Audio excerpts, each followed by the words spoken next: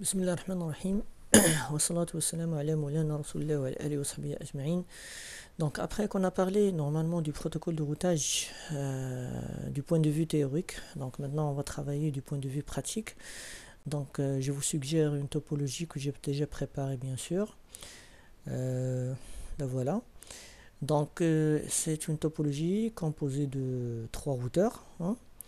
Donc vous avez deux réseaux locaux. Donc il y a le réseau 172.30.1.0 hein, sur le LAN 2 et le LAN 1 on a 172.30.3.0 et deux réseaux étendus 172.30.2.0/24 et 192.168.4.8/30. Donc voilà. Donc première chose, normalement on va démarrer ou bien on va voir normalement d'une manière rapide les configurations que j'ai déjà effectuées sur les routeurs. Donc les routeurs ils sont déjà configurés au niveau de leur interface. Également les machines virtuelles que je vais utiliser, à savoir la machine Windows 7 et la machine Windows 10, ils sont également configurés au niveau de leurs interfaces bien sûr. Donc par exemple ici on peut faire par exemple IP ou bien show IP interface brief pour voir normalement la configuration des interfaces. Donc ça c'est pour le routeur 1 sur lequel il y a l'interface du réseau local, il y a les deux interfaces sérielles, donc voilà les adresses IP bien sûr. Donc tous les interfaces ils sont activés, ils sont opérationnels. Donc on peut voir un autre routeur si vous voulez, à savoir le routeur 2. Donc sur le routeur 2 il y a deux réseaux qui sont directement connectés pour le routeur 2. Donc voilà. Donc on va faire show IP interface brief encore une fois. Donc il y a deux interfaces, une interface face Ethernet 00, une interface sérielle 10. Également on va démarrer le routeur 3 sur lequel j'ai configuré également deux interfaces, même s'il y a pour l'instant une seule interface qui est active. Donc on va faire show IP interface brief. Donc comme vous voyez ici normalement, deux interfaces, ou bien une seule interface pour l'instant, serial 1.0. L'interface face Ethernet 0.0, on va la connecter à l'internet bien sûr pour tester la connexion internet. Voilà. Donc je vais me déplacer directement vers les machines également pour savoir, cette machine bien sûr elle se trouve dans le LAN 2, donc CMD. Donc on va faire IP config. Voilà, cette machine normalement elle est configurée avec l'adresse 172.31 avec une passerelle par défaut, c'est l'interface de votre routeur, donc 30.1.1. donc on va tester la communication rapidement vers le routeur, donc 192.30.1.1. Voilà, ça marche très bien.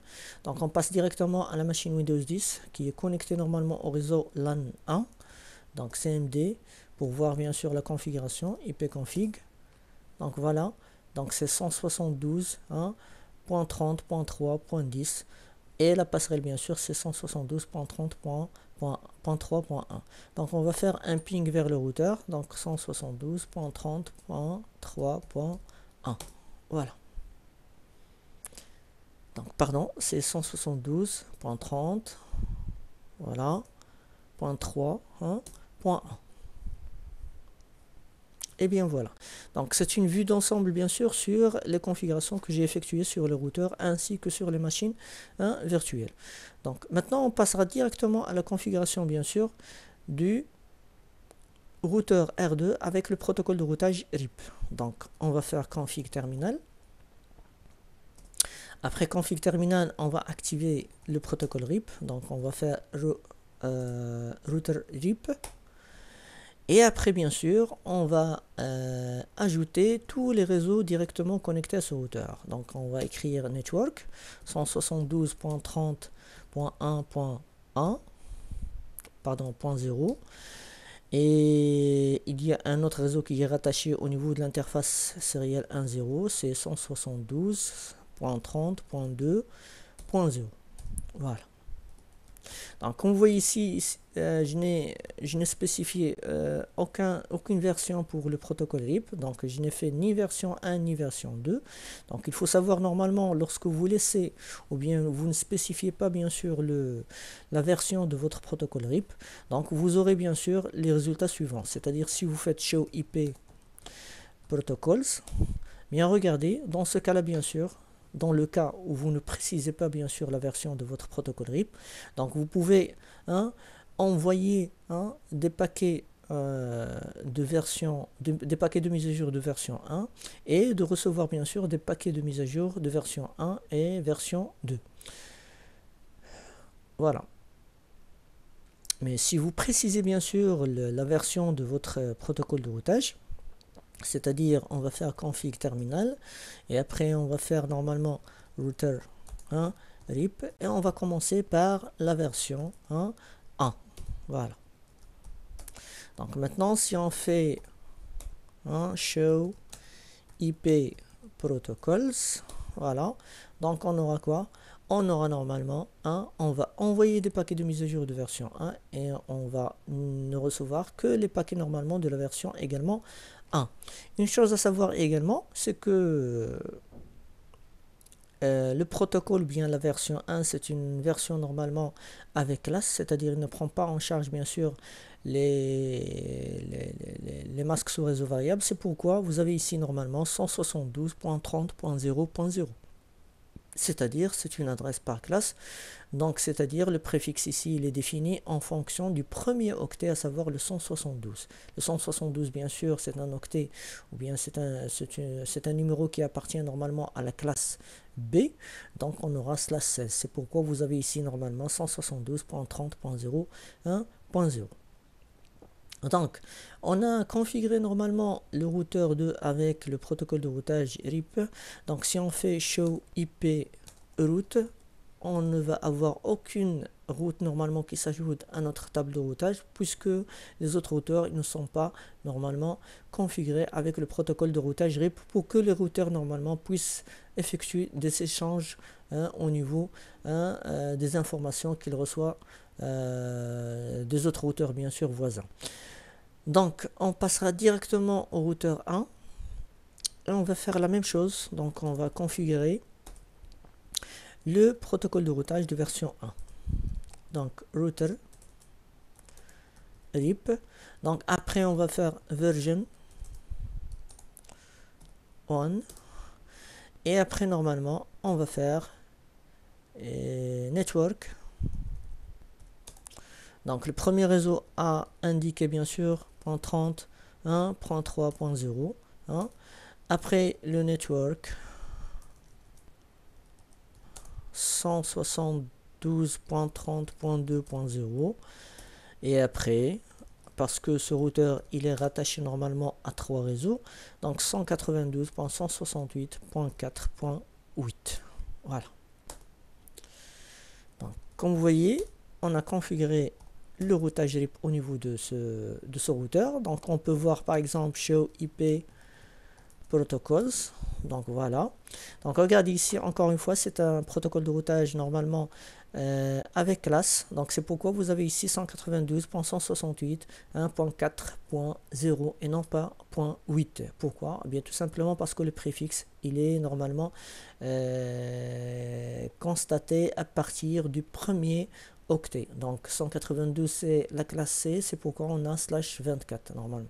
Ce que vous avez ici normalement c'est que ce routeur il va recevoir bien sûr les paquets de mise à jour à partir de cette interface qui a l'adresse 172.30.2.1, c'est-à-dire au niveau de la topologie c'est l'interface normalement qui se trouve du côté du réseau étendu bien sûr du routeur 2. Voilà. Donc on continue et si vous voulez on peut faire show IP route et bien une route qui s'ajoute bien sûr à votre table de routage qui provient normalement du premier routeur qu'on a configuré avec le protocole de routage RIP, à savoir le routeur 2. Donc la route qu'on a reçue bien sûr c'est 172.30.1.0 voilà. Donc je vais configurer bien sûr le routeur 3 qui reste normalement avec le protocole de routage RIP. Donc on va faire router RIP, donc version 1. Donc j'ai fait une erreur,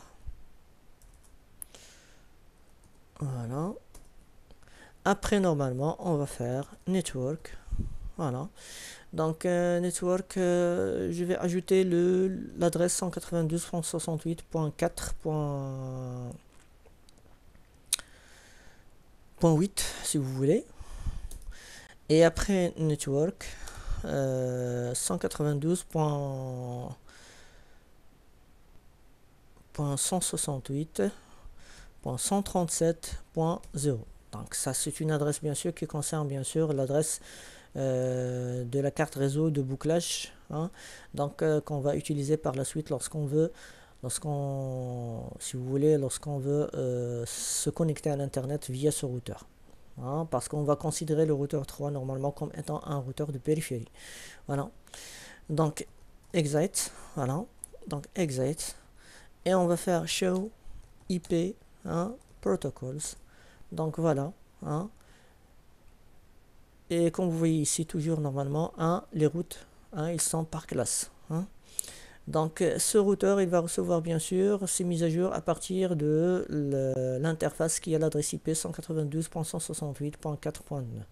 Donc la dernière mise à jour, il a reçu normalement il y a 11 secondes. Et comme j'ai dit bien sûr, les protocoles de routage RIP version 1 ou bien version 2 envoient des mises à jour toutes les 30 secondes, même s'il n'y a pas normalement de modification au niveau de leur table de routage.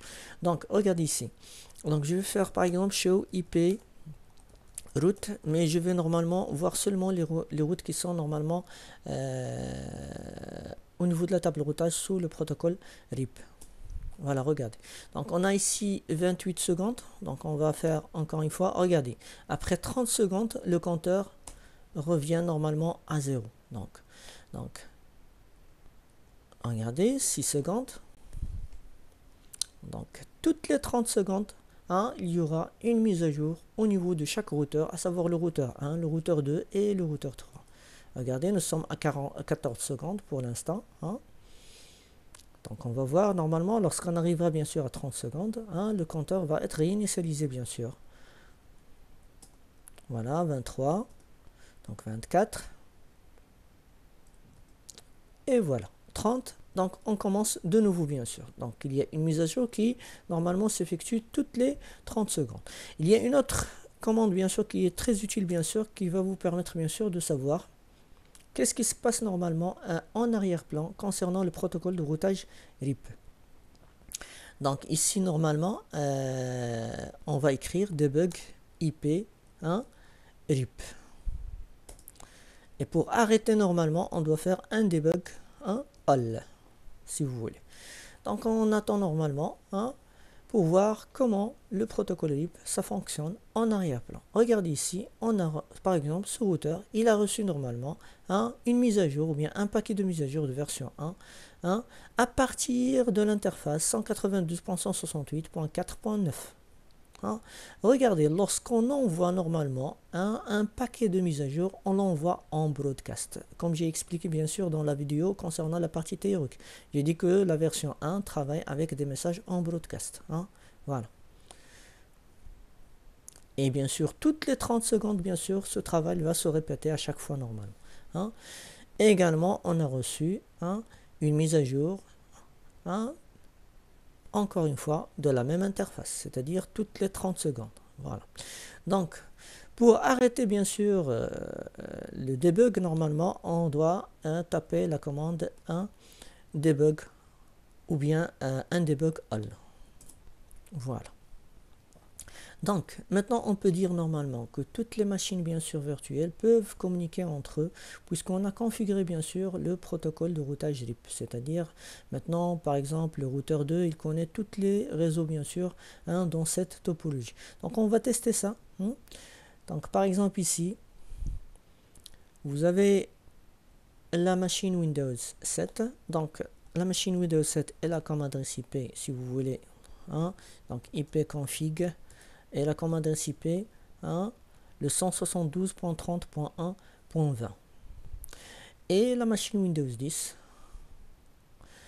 Donc, on va faire CLS. Voilà. Voilà. Et on va faire ipconfig. Donc, cette machine, normalement, est là, le 172.30.3.10. Donc, on va pinguer, par exemple, ou bien faire un ping, ou bien un test de communication sur la machine Windows 7. Donc, on va faire un ping vers le 172.30.1.20. Voilà, regardez. Donc on a 126, eh bien tout simplement parce que on a passé par deux routeurs, donc la valeur par défaut c'est 128, donc on a décrémenté normalement, à chaque fois qu'on passe normalement par un routeur, il y a une décrémentation de 1, donc on a 126, c'est-à-dire on a passé par deux routeurs pour arriver à la destination. Donc la même chose de la machine Windows 7, on peut pinguer sur la machine Windows 10, donc on va faire 172.30.3.1.10. Voilà, regardez, la même distance, c'est-à-dire on a passé par deux routeurs. Donc ici, la métrique, bien sûr, elle est de 2. Donc, regardez ici, au niveau du routeur, si on fait show IP route par exemple, regardez, pour atteindre par exemple le 172, à partir du routeur 1, pour atteindre par exemple le réseau 172.30.1.0, eh bien la distance administrative elle est de 120 et on doit passer par un seul routeur normalement pour arriver à la destination.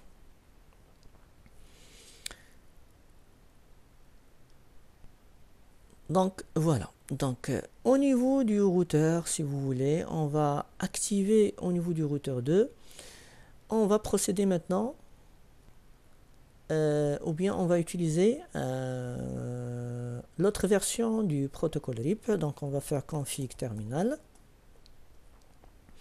et on va faire router RIP, et on va faire version 2, voilà. Donc exit, exit, voilà.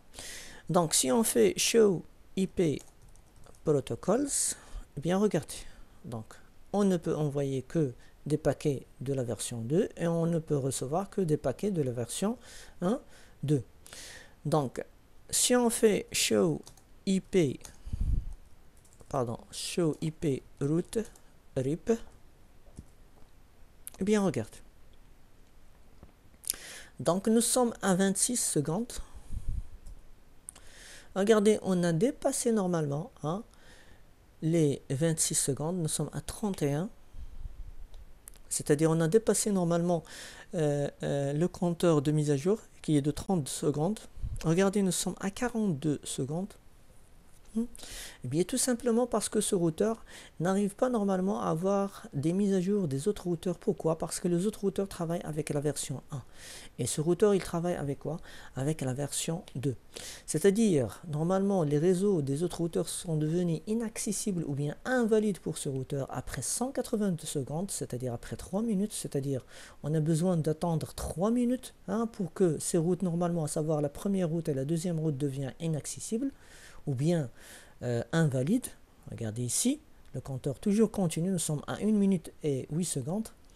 Donc nous sommes obligés d'attendre. Et si vous voulez, on peut savoir normalement qu'est-ce qui se passe normalement en arrière-plan en utilisant la commande debug. Donc debug IP RIP and debug all. Donc regardez, c'est très joli. Donc regardez, illegal quoi version. Donc il y a une version qui est illégale normalement. Donc je n'arrive pas à recevoir normalement les paquets. Pourquoi? Parce que tout simplement, je reçois des paquets qui ne sont pas normalement compatibles à ma version. Voilà. Donc on arrive bien sûr à envoyer, mais on n'arrive pas normalement à recevoir. C'est-à-dire les paquets sont ignorés. Donc on va faire un debug all et on revient à show IP route RIP. Donc nous sommes à 1 minute et 49 secondes. Donc on va attendre, et comme j'ai dit bien sûr au niveau de la partie théorique, donc ces deux routes ils vont devenir invalides après 180 secondes et ils vont être retirés de la table de routage après 240 secondes, c'est-à-dire après 4 minutes. Hein, c'est-à-dire ce qu'on appelle le compteur flash. Donc, nous sommes obligés d'attendre bien sûr pour voir ce qui se passe réellement normalement lorsque deux routeurs utilisent des versions différentes. Donc, nous sommes à 2 minutes 14.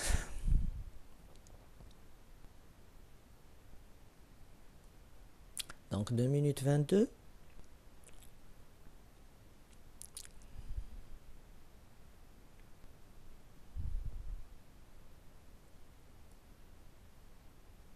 Voilà, 2 minutes 31 secondes.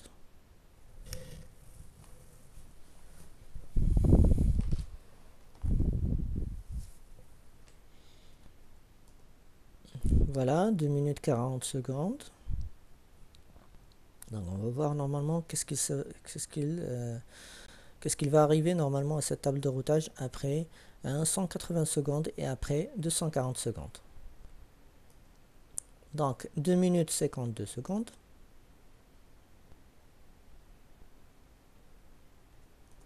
Voilà, 58. Donc on arrive à la fin de 3 minutes.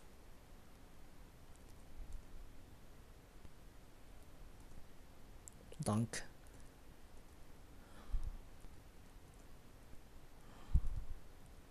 voilà, regardez, ça c'est très joli. Donc leur première route is possibly downed, c'est-à-dire elle est devenue invalide. Donc deuxième route également is possibly down. Regardez, les deux routes ne sont pas retirées de la table de routage pour l'instant. Ils sont devenus invalides. C'est le compteur d'invalidité. Donc, pour être retiré normalement, on doit attendre jusqu'à la 4e minute, bien sûr. Jusqu'à la 4e minute. Bien sûr, pour l'instant, il n'y a pas de compteur. On va essayer à chaque fois normalement de tester jusqu'à ce que les deux routes soient retirées normalement de la table de routage.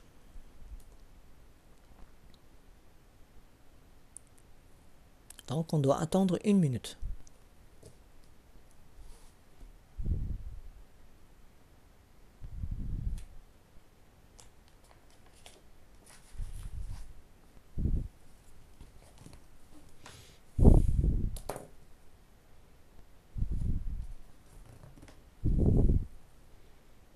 Donc voilà.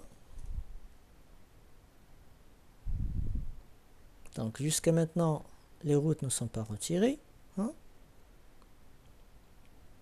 Donc on attend que la minute soit normalement épuisée. Voilà, ok. Aucune route normalement pour l'instant. Ils sont retirés après 240 secondes, c'est ce qu'on appelle le compteur flash. Donc maintenant on passe directement normalement à l'activation du protocole RIP version 2 sur les autres routeurs. Donc on va faire config terminal router RIP et on va faire version 2. Voilà, excite.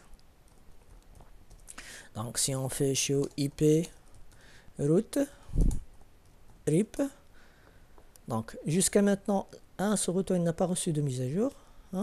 On attend. Donc après 30 secondes, il va recevoir bien sûr la mise à jour et on aura bien sûr la route ici.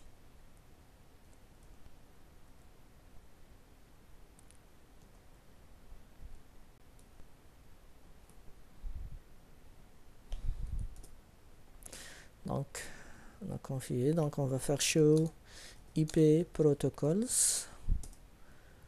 Voilà, version 2. Donc le routeur 1, est-ce qu'il est déjà configuré avec show IP protocols? Ah oui, donc c'est le routeur 1 normalement qu'on doit configurer avec, donc on doit faire config terminal, donc router RIP version 2. Voilà, j'ai fait une erreur, version 2. Voilà, donc show IP route.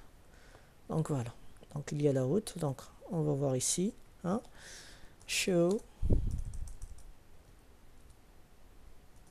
Voilà. Donc, les routes, hein, ils sont revenus à la table de routage. Pourquoi? Parce que maintenant, on utilise la même version entre le routeur 1 et le routeur 2. Donc, on va activer la version 2 également au niveau du routeur 3. Donc, config terminal, router, RIP, et on va faire version 2. Voilà.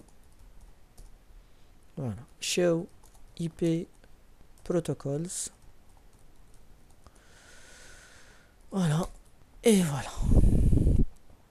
Donc, show IP route RIP. Voilà. Donc, il y a une route, bien sûr. Et regardez, cette route, elle est quoi? Elle est par classe, même si la version elle est 2. Pourquoi? Eh bien, tout simplement, on doit taper la commande. Hein, attendez, je vais demander de l'aide, bien sûr. Donc, je vais faire router RIP. Et on doit faire no auto summary. Et cette commande, on doit la faire normalement sur tous les routeurs.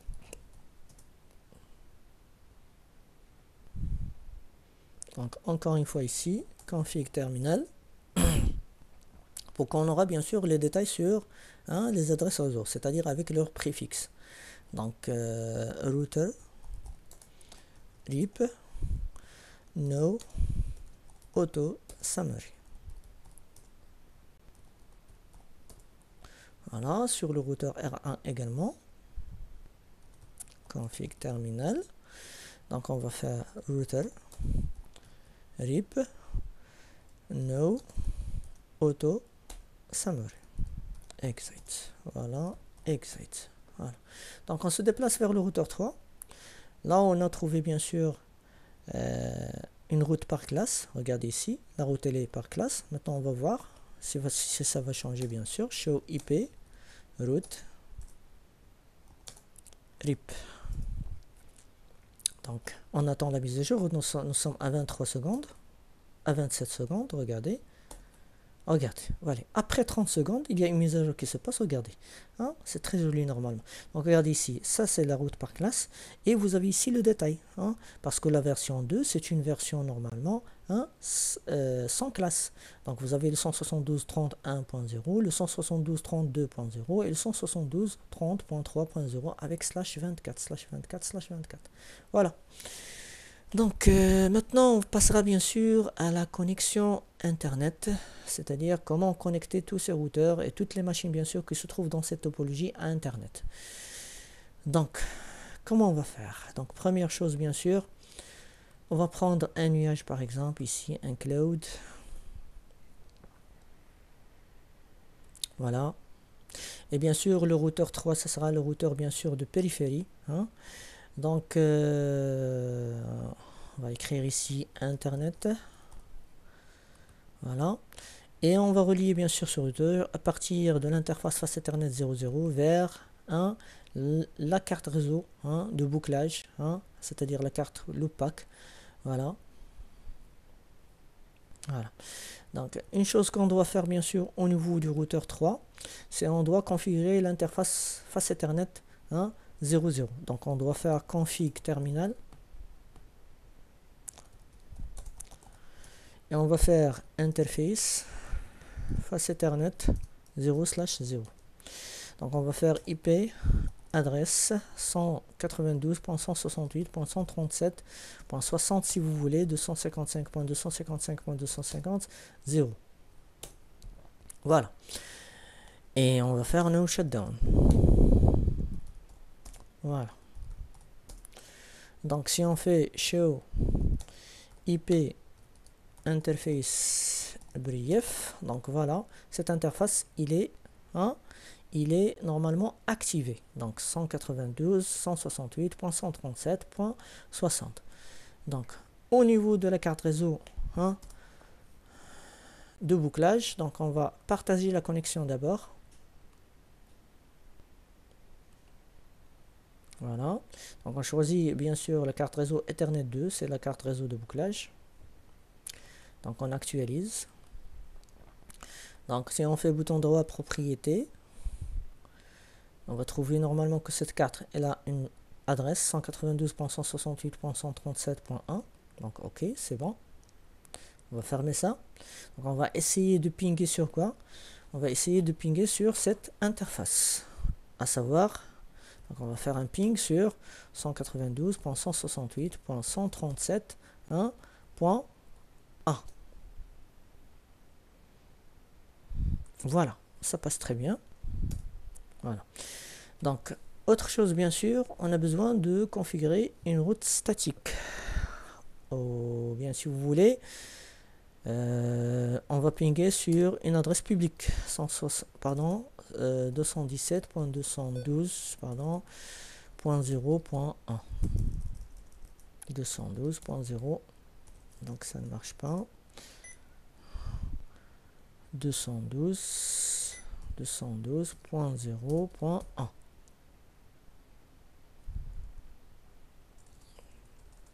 212.217.0.1. Donc je crois que j'ai fait une erreur.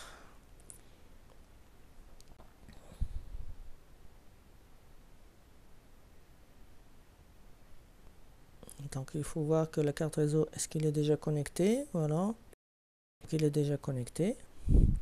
Donc peut-être que j'ai fait une erreur au niveau de l'adresse. 217.212.0.1. Non, c'est pas ça.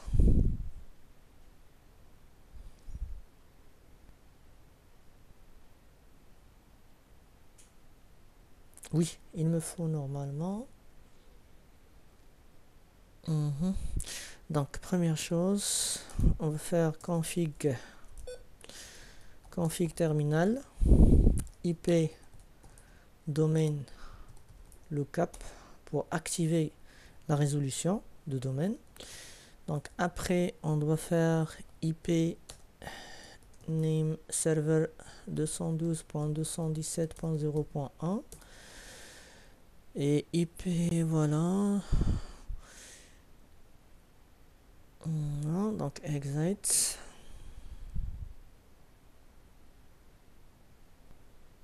Donc on va tester le ping encore une fois. 212.217.0.1. Toujours ça ne marche pas.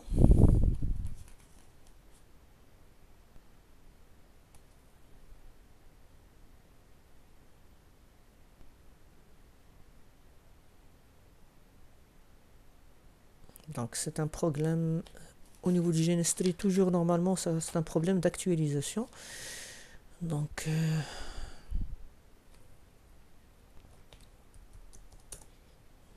192.168.137.1.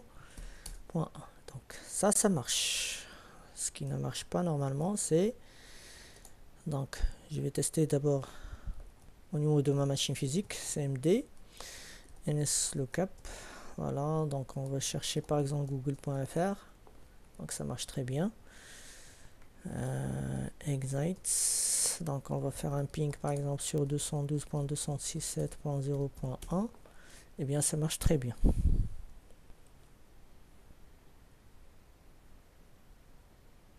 Donc tout ce qu'on va faire, donc on va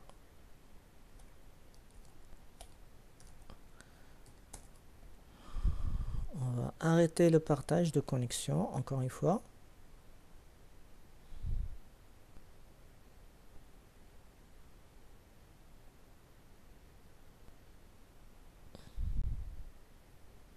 Je vais connecter ce routeur encore une fois.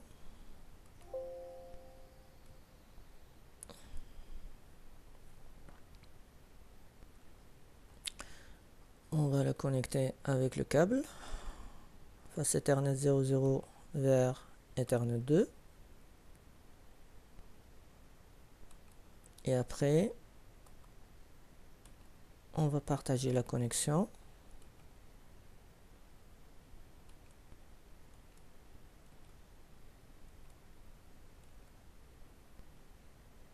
Voilà.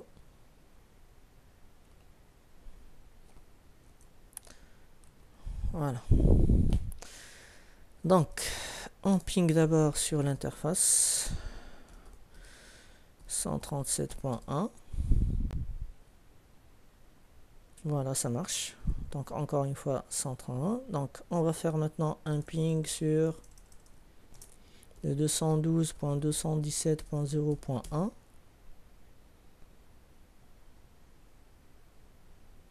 Donc ça ne marche pas. Donc regardez, je vais arrêter la vidéo pour que ça ne soit pas normalement trop long jusqu'à ce que je trouve la solution. Donc je reviens après. Bon voilà, on continue. Jusqu'à maintenant, ça ne passe pas. Hein. Donc tout ce que j'ai oublié, je crois normalement, j'ai oublié que de configurer la route par défaut. Hein. Eh bien, tout simplement parce que le 212.217.0.1, ça n'existe pas au niveau de la table de routage du routeur R3. Donc on a besoin de configurer la route par défaut. Donc regardez, on va faire IP route, c'est une route par défaut statique avec un masque sous réseau. Voilà.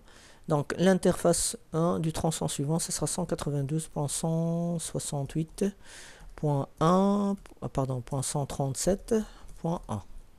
Voilà. Donc exit, voilà. Donc si on fait show IP route, donc voilà, il y a une route statique qui est ajoutée normalement à votre table de routage. Donc maintenant, je crois qu'on peut pinguer sur le 212.217.0.1.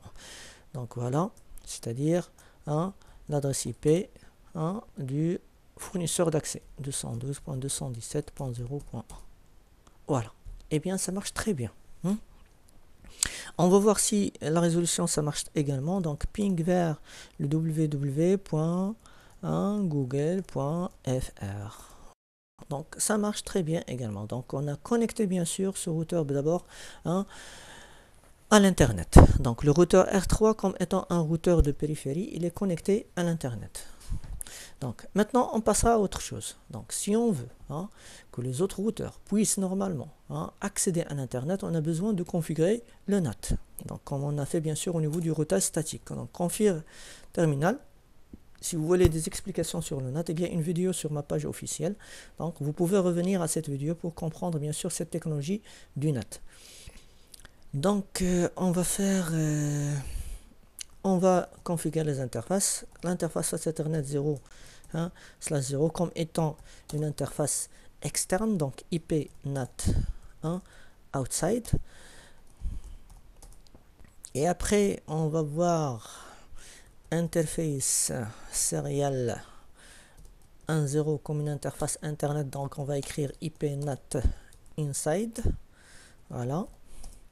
Donc on va déterminer l'access list, donc access list 1 permit, donc les réseaux que je vais autoriser bien sûr c'est 172.30.1.0 0.0.0 255, le 172.30.2.0 également, le 172.3.0 également. Il y a un autre réseau également, c'est le 192.168.4.8. Le masque sous réseau c'est 0.0.0.0.3, c'est-à-dire le masque générique. Donc voilà.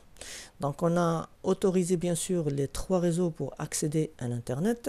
Donc maintenant on va configurer le path. Donc comment on va faire? Donc toujours config terminat. On va faire IP NAT inside. Donc je demande de l'assistance bien sûr. On va faire source. La source bien sûr c'est la liste qu'on a déjà déterminée. Donc liste qui porte le numéro 1. Après c'est interface face Ethernet 00. Et après c'est overload, c'est-à-dire on va autoriser bien sûr le partage de connexion. Exit. Voilà. Ils sont sortis carrément. Donc on a besoin d'enregistrer tout ce qu'on a fait. Donc show run pour voir les configurations si ça existe toujours ici. Voilà, ça existe, c'est très bien. Donc IP NAT outside, IP NAT inside, etc. Donc c'est bon. Donc CTRL C. Voilà, on a configuré le NAT. Maintenant, qu'est-ce qu'on doit faire? Donc, on a besoin normalement de distribuer la route par défaut, puisqu'il s'agit normalement d'un protocole de routage dynamique. Donc, on ne va pas configurer la route par défaut sur chacun des routeurs, hein, mais on va normalement distribuer cette route par défaut à travers une telle commande. Donc, config terminal, et on va faire router rip, et on va faire default information originate. Voilà. Donc, dès qu'on a normalement autorisé la distribution de la route par défaut statique, donc on va vérifier si le routeur R2 et le routeur R1 ont reçu cette route. Donc, show IP route. Eh bien, regarde, ils ont reçu normalement la route par défaut, hein, à travers le protocole RIP. Donc, la même chose au niveau du routeur 1. On va vérifier show IP route. Donc la même chose, hein, regardez ici, hein, on a reçu bien sûr la route par défaut. Donc, puisque les deux routeurs ont reçu la route par défaut, hein, on va tester s'ils peuvent normalement pinguer sur le 212.217.0.1. Voilà, ça marche très bien. Pour la résolution, ping vers Google, hein, .fr. Donc, ça ne marche pas. Pourquoi? Parce qu'on a besoin, hein, d'activer la résolution. Comment? On va faire IP domain, hein, lookup. OK? Également, on a besoin IP name server 212.217.0.1 également. Voilà. Donc, maintenant, on va tester. On va faire un ping vers google.fr. Eh bien, la résolution, ça marche très bien. Donc, le même travail, on doit le faire ici, au niveau du routeur 2. Donc, ping vers 212.217.0.1. Ça marche très bien. Donc, on va faire config terminal. Config terminal. On va faire IP domain, hein, lookup. Après IP name server, c'est-à-dire l'IP DNS. Voilà. Donc, on va tester la résolution. Donc, on va faire un ping vers google.fr. Eh bien, ça marche très bien. Donc, maintenant, qu'est-ce qu'on va faire? On va tester la configuration à partir, hein, des machines, hein, virtuelles, ou bien on va tester, pardon, la connexion à partir des machines virtuelles. Donc, regardez, on va faire un ping vers le 212.217.0.1. Eh bien, ça marche très bien. Regardez ici. Hein, on va tester le NSLOOKUP. C'est une commande de test DNS. Regardez, ça marche très bien. Regardez ici, moi, hein, je suis connecté au serveur DNS messiraompt.net.ma. Hein, voilà. Donc, google.fr, eh bien, ça marche très bien. Donc, regardez, on va tester la connexion.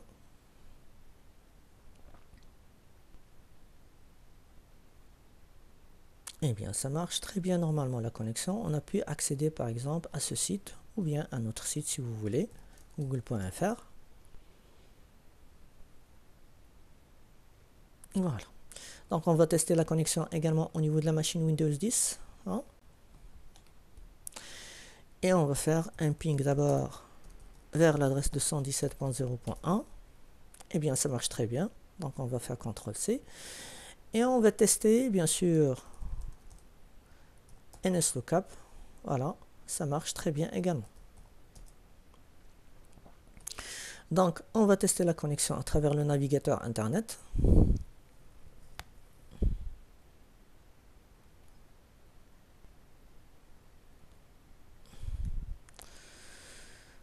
Google.fr.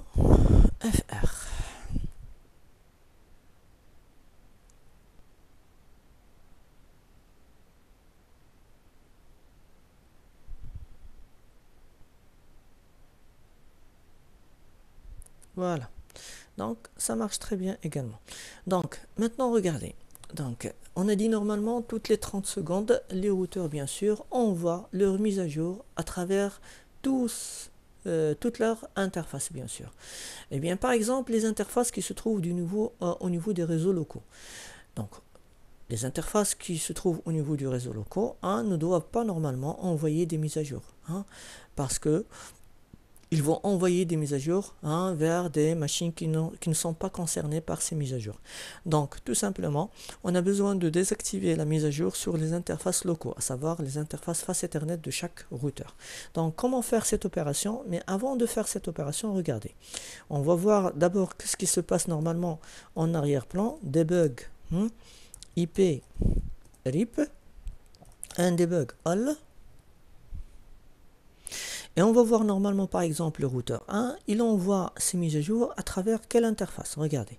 Donc, première mise à jour envoyée via l'interface serial 1.0. Il y a une autre mise à jour qui est envoyée via l'interface serial 1.1. Et il y a une mise à jour qui est envoyée via l'interface face Ethernet 0.0. C'est une mise à jour normalement inutilisable parce que toutes ces mises à jour ils vont être envoyées vers des machines clientes qui n'ont pas besoin normalement de cette mise à jour. Donc qu'est-ce qu'on va faire pour l'instant? On va désactiver la mise à jour au niveau de cette interface. Comment faire? Donc config terminal, on va faire router RIP. Ou bien si vous voulez, on doit faire interface face Ethernet. Non, c'est pas comme ça. Donc, on doit faire normalement router RIP et on va faire passive interface face Ethernet 0/0. Donc, à partir de maintenant, ce routeur n'envoie jamais normalement des mises à jour à partir de cette interface. Pour être sûr, on va faire debug IP RIP. Un debug all. Donc on va voir. Donc on a reçu une mise à jour à partir de cette interface. Donc on va s'intéresser surtout normalement aux envois de mise à jour et non pas à la réception de mise à jour. Donc on attend. Donc toujours recevoir. Donc on attend normalement l'envoi de mise à jour. Donc regardez ici, on a envoyé une mise à jour à partir de l'interface serial 1.1. Encore une fois, on a envoyé des mises à jour à partir de l'interface serial 1.0. Donc il n'y aura pas bien sûr, regardez, on a reçu une mise à jour. Donc il n'y a aucune mise à jour qui est envoyée à partir de l'interface face Ethernet 0.0. Pourquoi? Parce qu'on a désactivé normalement la mise à jour à travers la commande passive interface. Donc c'est tout pour cet atelier. Bien sûr, pour que la vidéo ne soit pas très longue, je vais traiter l'authentification au niveau du protocole version 2 dans une autre vidéo. Donc je vous souhaite bonne chance et à la prochaine, Inch'Allah bihoulillah.